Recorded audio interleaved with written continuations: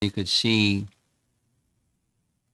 past, present, future perfectly. You can't see present perfectly. You could see present perfectly and future perfectly and past perfectly. He had that capacity. And he looked into the future and he saw, following the departure of Lord Krishna, the age of Kali begins. And the age of Kali is a bad time. That's where we are now. And people will be very disturbed, unfortunate, and lose sight of what the mission and purpose of life is. He was very concerned. And that was his dissatisfaction after compiling all the Vedas, which the purpose of which is to revive the dormant Krishna consciousness. He was still feeling dissatisfied. So he was wondering, why is that? Narada came at the right time and said the right things. And Narada said, you haven't sufficiently glorified the personality of Godhead, who is the goal. It's indicated there, so it's not wrong. But it's not sufficiently glorified. So I have a mandate for you, an instruction for you.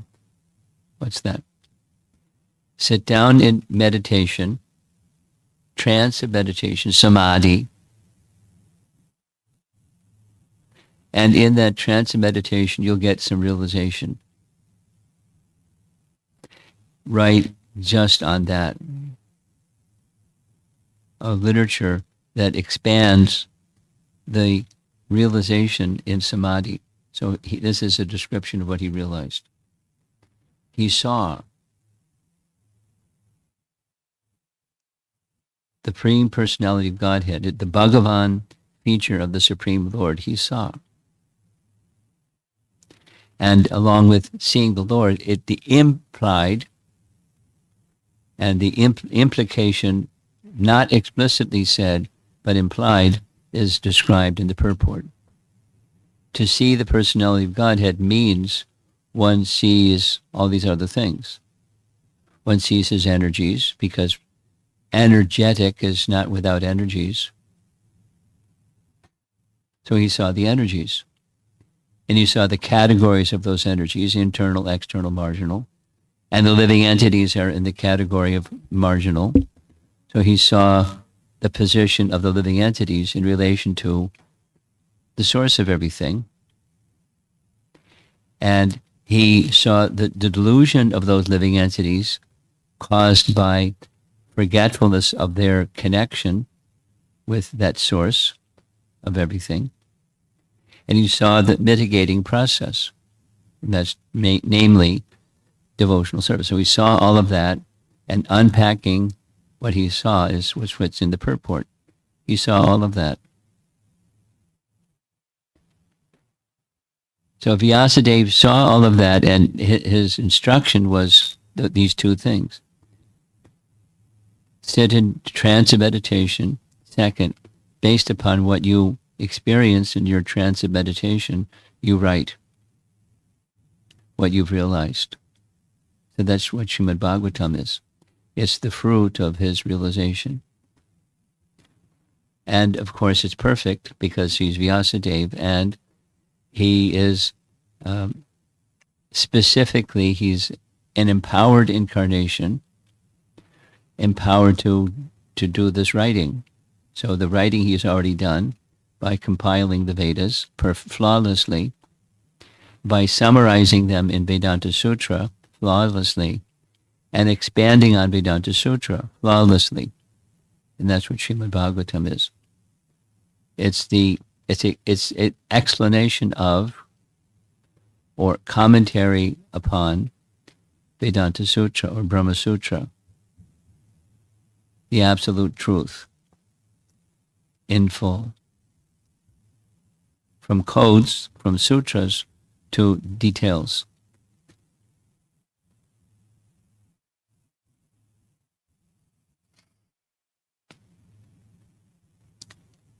In the purport, Prabhupada is giving emphasis to the mitigating process. And the mitigating process is what we're doing. Hearing descriptions of the personality of Godhead and the dear devotees of the personality of Godhead, and those are the Shravanam Kirtanam Vishnu, because everyone's engaged in Shravanam Kirtanam of something. And then if the topic is non-Krishna or without the mindfulness of Krishna, then there's one result, and that's the delusion of the living entity, forgetting himself and forgetting the relation with the personality of Godhead. But the mitigation process is the hearing chanting, Shravanam Kirtanam Vishnu, Shravanam Kirtanam Vishnu, because there's spiritual potency within that sound.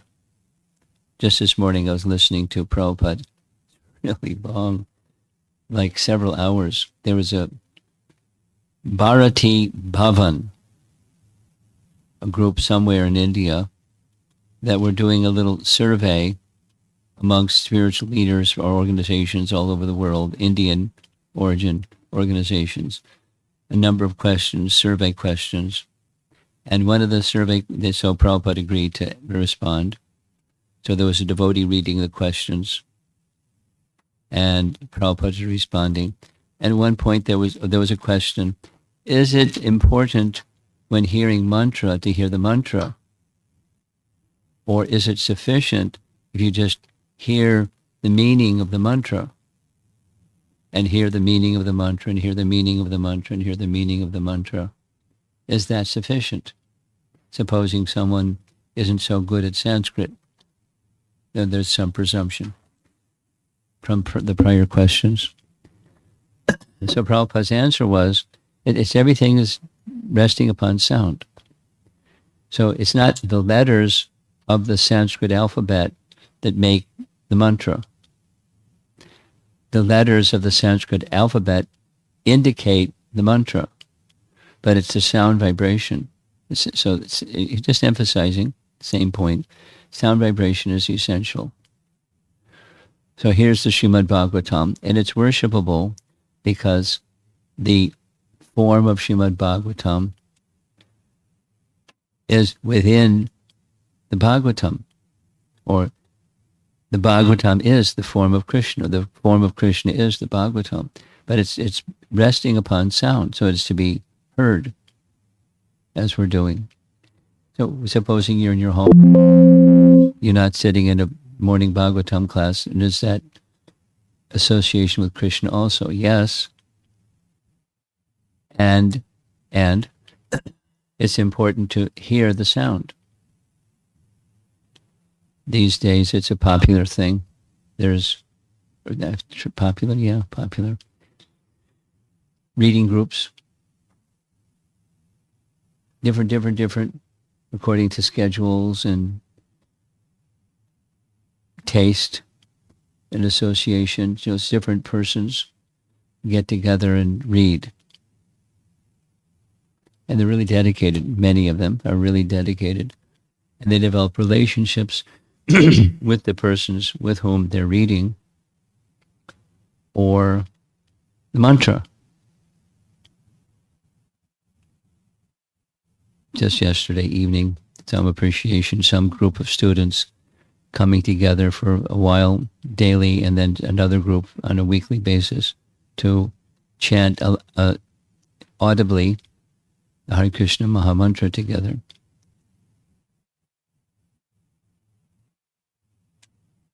And there's many of those venues going on all over the cyber world. It's very common. Congratulations to Zoom Incorporated for providing a platform for devotees to hear directly. But so the point is, it's sound vibration, and the sound vibration, when recorded, can be then transcribed like Srimad Bhagavatam, written, and then commentary by our acharyas and explanations of those commentary by our acharyas, which is Prabhupada's Bhaktivedanta purports. It's rich. And then the final point is it's not simply the hearing and chanting mechanically. It doesn't mean you don't have to hear and chant, even mechanically. You just close your eyes and zoom. You hear. But it's not per se the mechanical hearing and chanting. It's the mercy of Krishna. And in what circumstances does Krishna show his mercy? Well, it's up to Krishna. But the general sense, the principled sense is he sees the sincerity of the individual wanting that connection, wanting to revive their relationship with Krishna. Essential but insufficient. There's some mathematical terminology like that. Necessary but not sufficient. Hearing and chanting, hearing and chanting, hearing and chanting.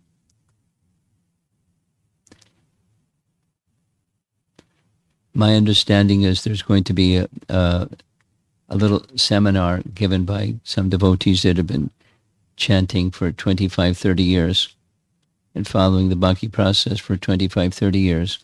And they decided the theme of that little seminar that they're going to conduct is, I'm chanting and I'm hearing very little progress. It's right here in this purport. So it's dependent upon mercy. So, question. One gets the mercy and the other doesn't get the mercy. How come? And it's in Krishna's hand, because that's where mercy is held. And he's ready. And if he's ready and we're doing the hearing and chanting, is there some obstacle? Is there another factor in the receptivity of that mercy? And the receptivity factor is one sincerely wanting what the real purpose of that hearing and chanting is. So I'll read and then we'll see if there's discussion. Revival of the dormant affection or love of Godhead does not depend on the mechanical system of hearing and chanting, but it solely and wholly depends on the causeless mercy of the Lord. When the Lord is fully satisfied with the sincere efforts of the devotee, he, that's Krishna, may endow him, that's the sadhaka, with his loving transcendental service. But even with the prescribed forms of hearing and chanting, that's the mechanical, there is at once mitigation of the superfluous and unwanted miseries of material existence. That's the Chaita Darpana Marjanam part. You're all familiar with Shikshastaka. Chaita Darpana Marjanam. The mirror of the mind, Darpana Marjanam, becomes cleansed. So that happens at once. The superfluous and unwanted miseries of material existence are at once mitigated. Mitigated doesn't mean you won't have any negative emotions anymore. Just chant Hare Krishna a little bit. Mitigated means diminished.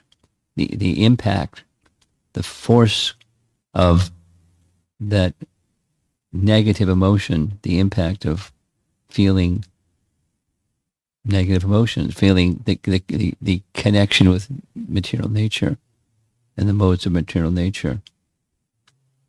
Such mitigation of material affection does not wait for the development of transcendental knowledge. Now, transcendental knowledge is something that Krishna bestows by his mercy. So we're reading Vyasadev's description of Vyasadev's realization of in samadhi. So it's autobiographical. There's no mistake in what he's writing, what Vyasadeva was experiencing. So it's he received transcendental knowledge, and he is imparting transcendental knowledge, and we get it to some extent. But transcendental knowledge, unpack it in its fullness, and it means realization of our eternal relationship with Krishna. And where does the bell ring when you have realization of your eternal relationship with Krishna? It keeps ringing. It goes on and on and on and on. It's dynamic. It's not static.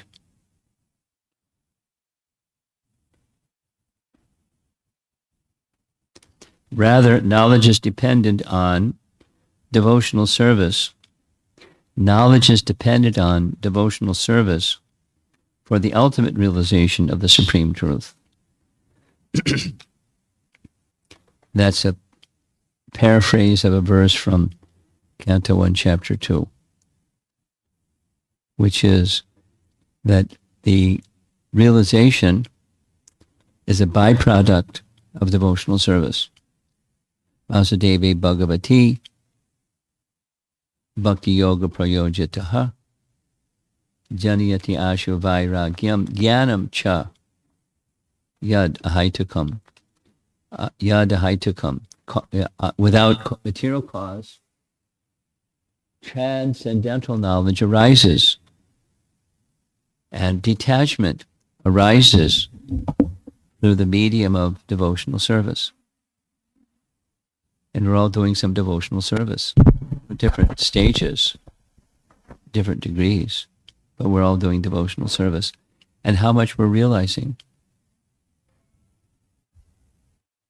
Something. But there's a lot more to go. Most of us, there's much more to go. And we continue faithfully. And when Krishna sees that faithful,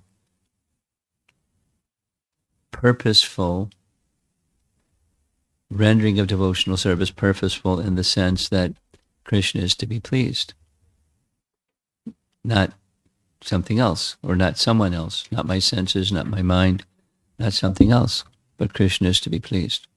As much as that focus can be achieved,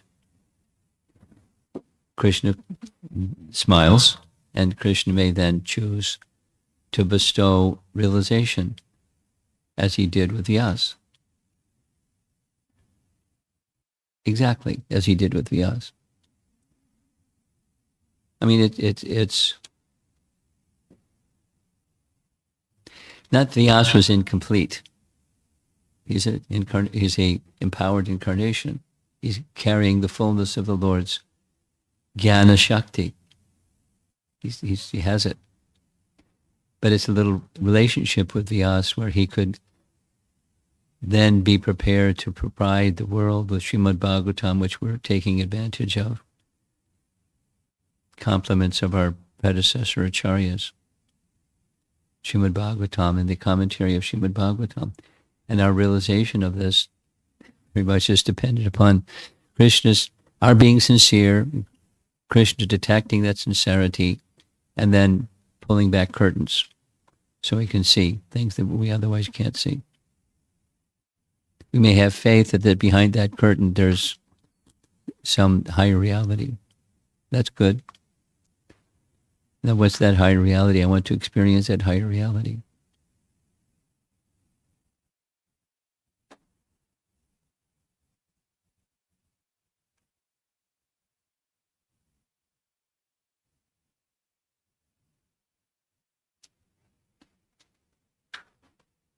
Is today Vasant Panchami? When is it? Today. The appearance day, I think I wrote it wrong in my calendar. The appearance day of Vishvanatha Chakravarti Thakur is Vasant Panchami. The disappearance day. Disappearance day. Yes, thank you. Huh? 13th or 14th?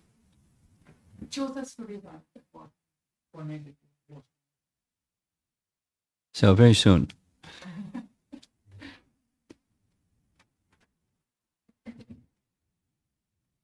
The inquisitiveness spirit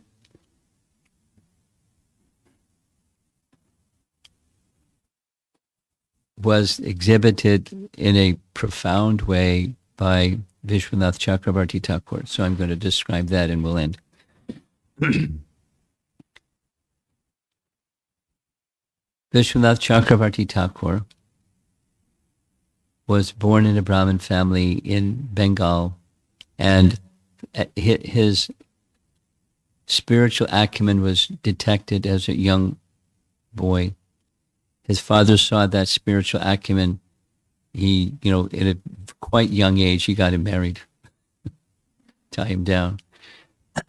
He left that marriage. He left Bengal and he went to Vrindavan, and he took shelter under Krishnadas Kaviraj Goswami. And he had the Krishnadas Kaviraj Goswami at that time was quite elderly, and he lived almost 100 years. Anyway, Kaviraj, very, very, very learned. He understood the truths of the Vedas, the truths of Krishna perfectly. So he was his ardent disciple. And one of the concluding acts of Krishnadas Kaviraj's life was writing of Chaitanya Charitamrita. And in Chaitanya Charitamrita, there's part of his writing, not commentary, but his own writing, that the Kama Gayatri has 24 and a half syllables. Now, if you don't know what that means, that's okay. It's in the Chaitanya Charitamrita. But he never heard of a half a syllable. You count the syllables and it's 25. But he thought, Vishwanath Chakravarti Thakur thought, if I can't understand the writings of my guru, then how is it possible that I'm going to understand Krishna? Because Kama Gayatri is revealing Krishna. And if I can't understand it, how can I understand Krishna? And what's the use of my life if I can't understand Krishna? So he was scholarly. So he consulted many texts, Sanskrit, dictionaries. He consulted the writings of Jiva Goswami on grammar, because Jiva Goswami wrote a book on grammar that was exactly Chaitanya Mahaprabhu's teachings on grammar, because Nimai Pandit, when he was young, was a grammar teacher. He taught the whole of Sanskrit grammar on the strength of names of Krishna. So Nama, Karana, Vyakarana. And he's consulted many, many, many texts, and he couldn't find an answer.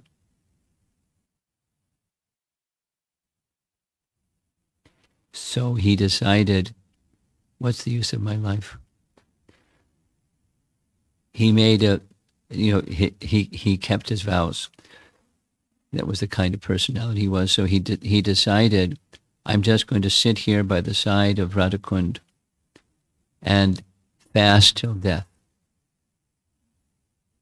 Because what is the use of my life if I can't understand what half a syllable is? Pretty extraordinary.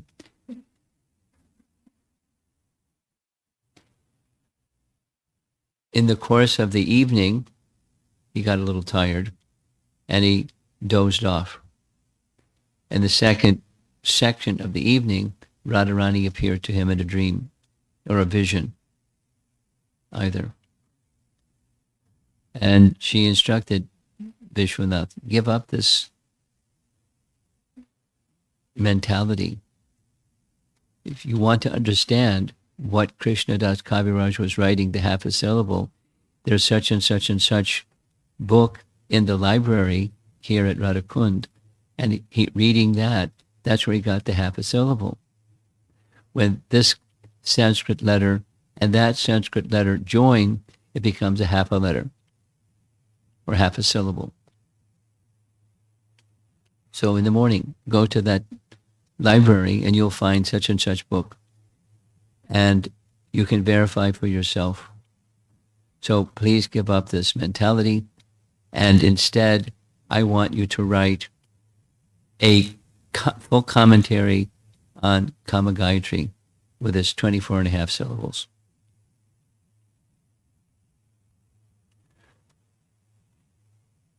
He woke up. He understood mercy. Radharani personally intervened to save his life. When the day began, he went to that library and he found the book, and sure enough, he found in the book this half a syllable. And he then, one of his concluding literatures, wasn't the final one, but was a commentary on Kama Gayatri. And in the beginning part of that commentary on Kama Gayatri, he this is where this story comes from, that he, discloses what Radharani did. What he did and what Radharani did. He received direct darshan of Srimati Radharani. His life was material. Life was rescued by Srimati Radharani.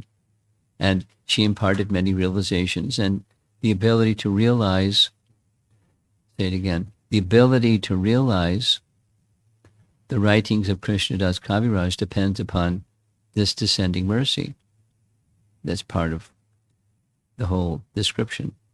One doesn't get, we'll say it negatively, one doesn't get realization without descending mercy. Say it positively. The process of hearing and chanting is dependent upon descending mercy. To get full realization, something comes, but that's the mitigation of the superfluous miseries of material existence, Chaita Darpana Marjanam. But our spiritual life is meant for much more than that. And if you're satisfied with the superfluous, then continue. And it's genuine. And if you want to continue further, then becoming very eager for not just realizing what does a half a syllable mean, but realizing the fullness of Krishna that our acharyas are imparting. It's step by step by step by step. And then that descending mercy can, if Krishna so chooses, to pull back the curtain of Yogamaya, and you can understand things that you couldn't understand before. And that's, in part, that's the bhakti process revealing Krishna in his fullness. And it's a lovely journey. It's not a mechanical, but it's a lovely journey. So there's 1.7.6, Srimad Bhagavatam. See if there's some discussion.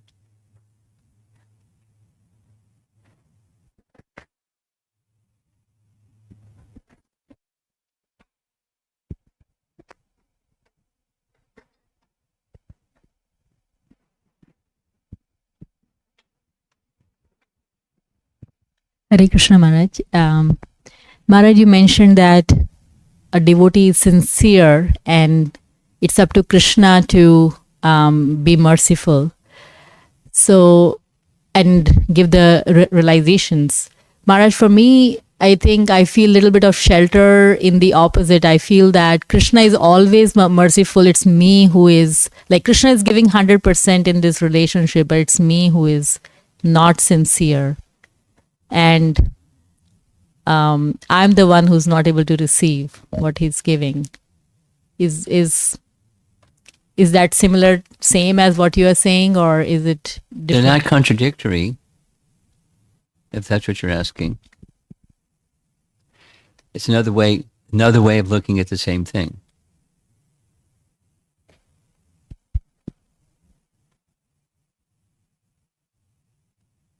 Supposing you become sufficiently sincere, whatever that is,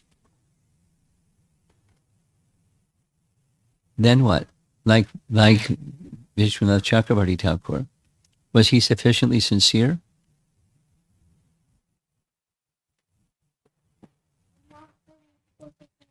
But he didn't get the realization.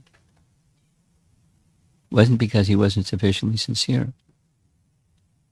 But the obstacle, for his caliber of sincerity was beyond our caliber of sincerity. We're not going to even have questions like, what's a half a syllable? We may run across some topics like that, but it doesn't create a stumbling block in our moving forward in bhakti life. And it's not that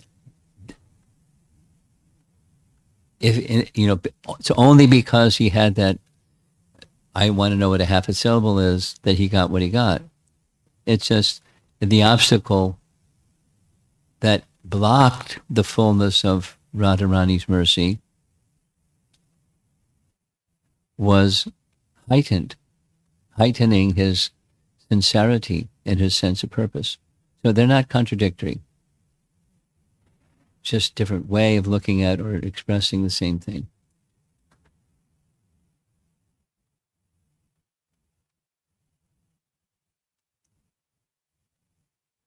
Or say, just respond in a different way. What you said is how I think too.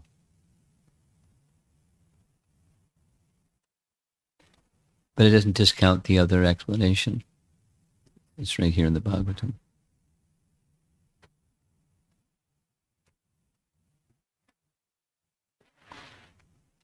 Something else.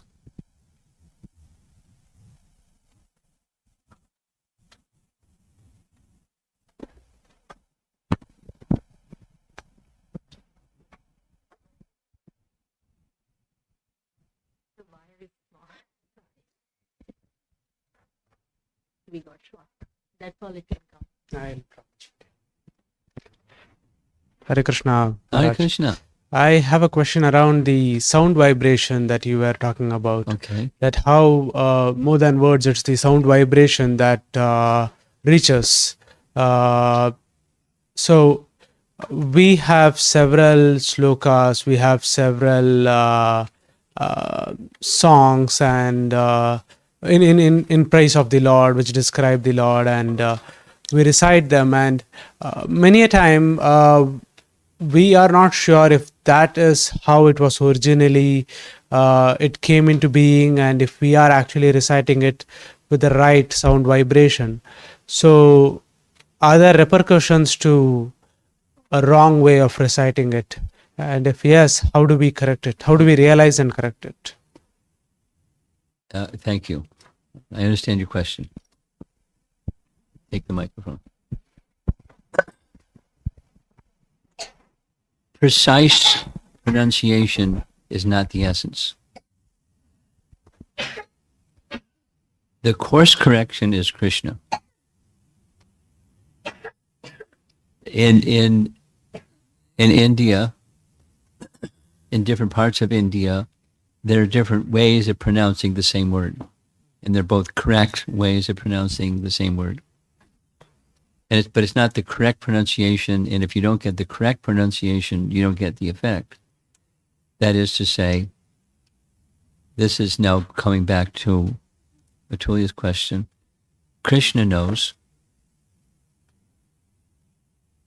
the sincerity of the individual calling the mantra. And he does the course correction because it's his acceptance of that sincere effort. And if there is refinement in pronunciation, he'll do the needful. He's got his hands on the steering wheel.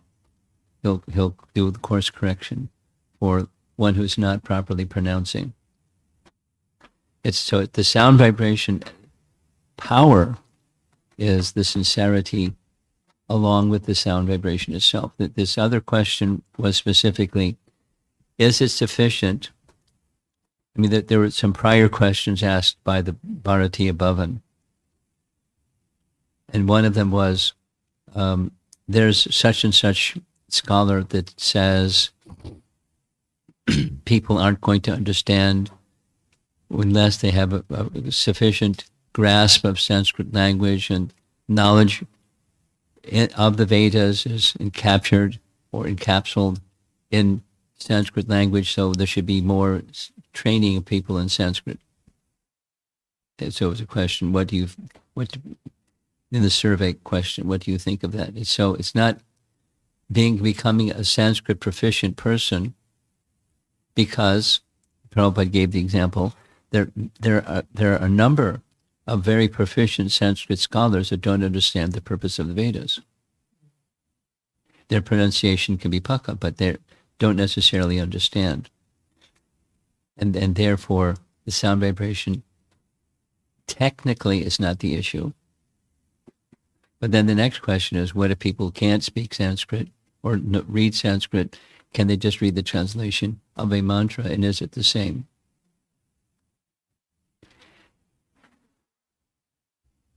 Both are important. Here's an example.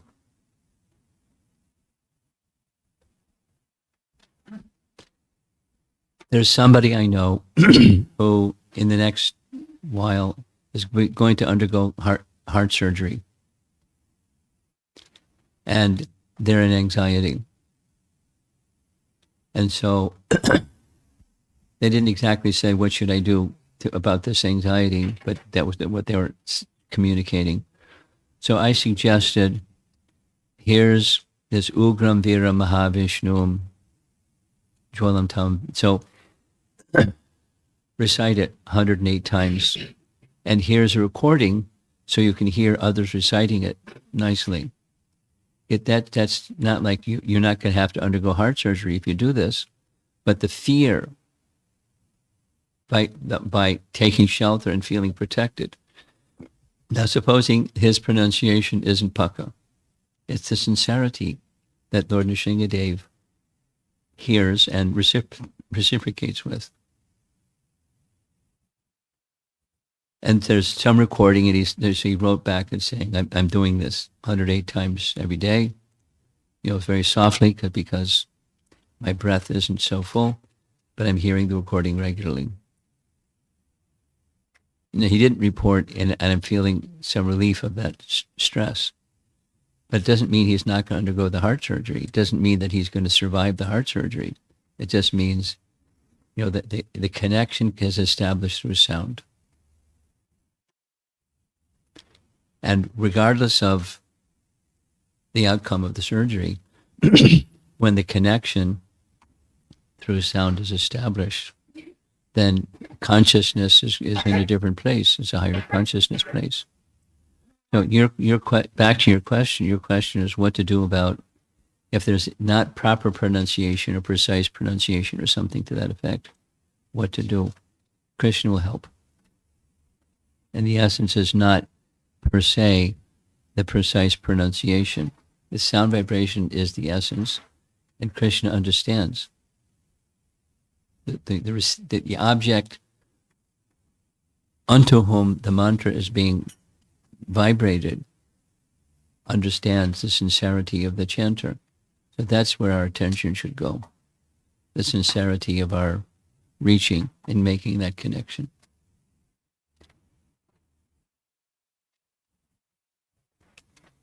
Anything else? You have to come over to the microphone. Hare Krishna, Guru Maharaj. I will. So I really liked what you just said about the connection to the vibration. So basically, all of us, as Srila Prabhupada has said, pad pad vipadam. So we are all facing life challenges pretty much every day or every other day. At least during my journey with bhakti, with devotional service, I've come to realize at least this much, that even though the life challenges, you don't understand why they are coming at you, but if you continue with bhakti, you come to appreciate and come closer to Lord Krishna. Yeah. But my question was that when the life challenge is happening, what should one focus upon so that... Your place of shelter. Yes. How, not the solution to the life challenge, but stay focused on the place of shelter. Because when you're focused on the place of shelter, then the receptivity, back to her question, the receptivity of what is it that I should do given this challenge. Your receiver is on, and you're more likely to pick up the signal if your receiver is on than if your receiver isn't on. And instead, your intelligence, buddhi, is going to this, the problem solving. So much of life, I don't know what percentage, big percentage, problem solving on the material platform. And there's no end to it. No end to it. Yes. No end to it. No end to it. No end to it. Problem solving on the material platform. There's no end to it. So now you're back to your question. When you're dealing with some of those obstacles or problems, what should you do? Take shelter of that, your connection with the source. And there are different methods, but the principle is that principle. And that the purpose of whatever solution, whatever the next step or 10 steps I'm going to take, there's one purpose, and that's getting closer to that source. It's not overcoming the obstacle, or the problem goes away or becomes diminished or something. No, that's easier said than done, but that's spiritual advice. Make the connection with the source vibrant, and never leave it. Make it strong and stronger and stronger. And then when the greatest of challenges, this is Bhagavatam, when the greatest of challenges come, you remain undisturbed. Bhagavad Gita also. When you remain undisturbed, supposing you're in a boat and it's a storm and it's like all hell's breaking loose. It's panic. Common. So life is sometimes not like that, but sometimes like that. What to do? First step, make sure that your connection with the source of everything is vibrant and vital and at the forefront of your consciousness. And that if the worst outcome comes, that's where you go. So it can be an asset or an assistance to make that shelter taking stronger.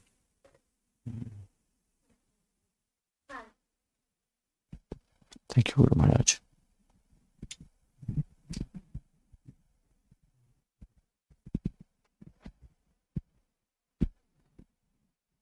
Looks like we're done.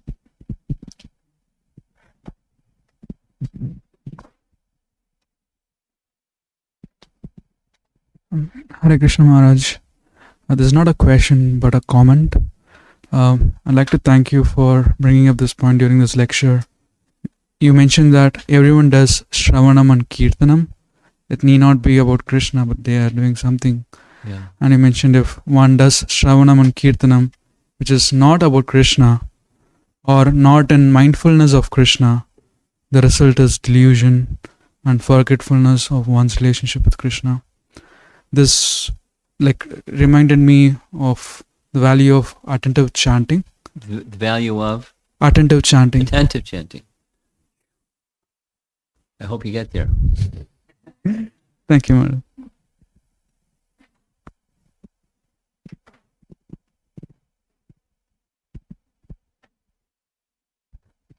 Hare Krishna Maharaj ji. You mentioned about realization of Vyasdev, so higher level that he realized Srimad Bhagavatam. So first question is, what does that realization mean for us in Kali Yuga, for layman like us? What are we focusing on, or what should we realize? The aim of the composition of Bhagavatam is to redirect our focus from something to something. And the from something is very diverse and vast, Bahushaka. And the unto is the form of the supreme source of everything, Bhagavan Krishna. there's a phrase to respond to your question. There's a phrase that Jiva Goswami uses in multiple places, and the phrase is Pari Bhasa Sutra. Sutra, you know the meaning. So Pari Bhasa means a phrase that encapsulates in sutra form the essence of a whole vast literature. And he gives details, as Jiva Goswami likes to do. There's, what does that mean? What are the characteristics of a Paribhasa Sutra?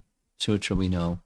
So it comes at the beginning of a text, and it encompasses many, many, many diverse ideas, but it is the force behind all those other ideas. And one should understand all of the other ideas in the context of this one. And then it's a key verse. So the key verse for the Srimad Bhagavatam, he writes in his Bhagavatam commentary, and in the Krishna Sandarbha, he writes, it's Ete Changsa Kala Pungsa Krishnastu Bhagavan Swayam. The whole 17,999 verses are governed by that one verse. If you understand any of the verses, you must understand it in light of that one verse. So all of that is in response to your question. What's the meaning of Vyasadev's realization? He was instructed to write a literature that gives the full focus on Swayam Bhagavan Krishna, so he does. So all the other verses are about so many topics and so many instructions. It has that one purpose. And there may be some other purposes, but the prominent purpose should be this one. And if the one is missing, then you've misunderstood. That's Jiva Goswami.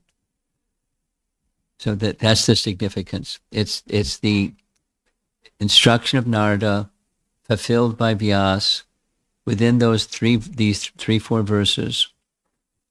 The essence of the entire Srimad Bhagavatam is presented. It's captured. But there's one that rules those 3-4 and all the other verses. Okay? One more thing. Okay. Prabhuji. One more thing, if that's fine. Yes. You also mentioned about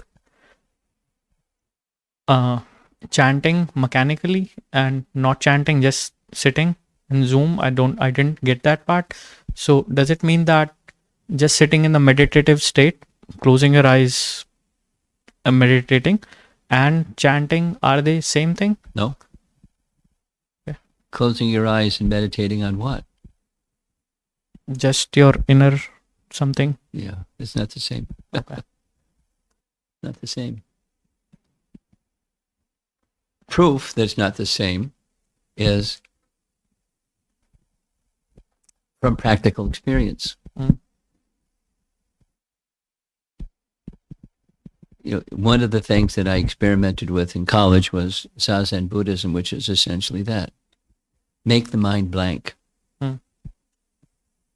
Like a white sheet, a cloudless sky, the mind that doesn't think of anything, and you feel something. You feel free from disturbance of unwanted thoughts. And then what happens? Gets clouded up again. Quickly. Because it's unnatural. Now, the other is we're still awaiting our experience, but at least the freedom, the mitigation of the superfluous miseries is something one can experience right away. But the place of shelter is what comes from the sound vibration of the Hare Krishna Mahamantra. And it's our real shelter. It's not a superimposed, I think I'll pick this one off the shelf instead of that one. It's who we really are. It's the absolute truth and our connection with that which is the source of everything. So that's restored through the sound vibration sincerely chanted. Okay? Got it. Thank you. Different. Hare Krishna. Srila Prabhupada ki. Jai.